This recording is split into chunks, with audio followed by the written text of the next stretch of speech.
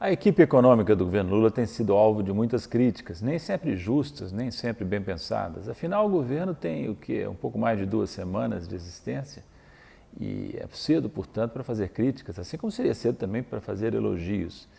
É muito cedo para dizer se o ministro Haddad será ou não um bom ministro da Fazenda. Mas eu diria que as primeiras medidas que ele tomou são basicamente positivas. Me refiro ao conjunto de medidas fiscais que foram anunciadas recentemente, de elevação da receita e de redução dos gastos. Esse pacote foi ortodoxo demais? Creio que não. Afinal, pelas contas do governo, que não foram contestadas até agora, o que resultaria dessas medidas seria, juntamente com a PEC da transição, seria manter as contas do governo federal mais ou menos nos níveis em que estavam em 2022. A política fiscal poderia ter sido expansiva, ou mais expansiva do que foi anunciado até agora pelo ministro Haddad? Mais expansiva? Sim, talvez. Isso ajudaria na recuperação da economia. Mas política fiscal expansiva é o tipo de coisa que é melhor fazer do que anunciar. E pode ser que seja isso que esteja na cabeça da equipe econômica.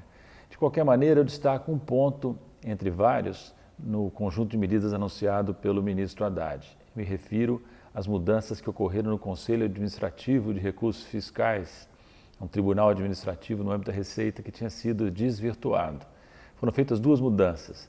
Voltou o voto de desempate em favor da União e a União ficou possibilitada de recorrer à Justiça em caso de derrota administrativa. Antes, em caso de derrota no âmbito do CARF, a União ficava impossibilitada de recorrer. Havia uma assimetria, portanto, porque os contribuintes podiam sim recorrer à Justiça em caso de derrota no âmbito administrativo. Estabeleceu-se uma certa simetria.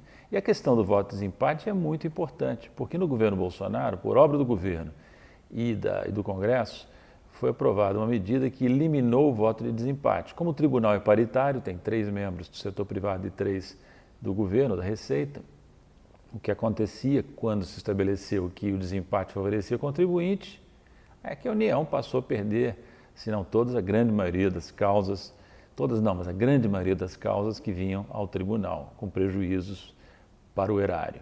Agora, o que se vê depois das medidas anunciadas pelo ministro Haddad? O que se vê é que as grandes empresas que se beneficiavam da situação anterior e os advogados tributaristas que defendiam essas empresas cobrando fortunas estão protestando, estão reclamando das medidas anunciadas por medida provisória pelo governo. O que é isso? Um bom sinal ou será um ótimo sinal?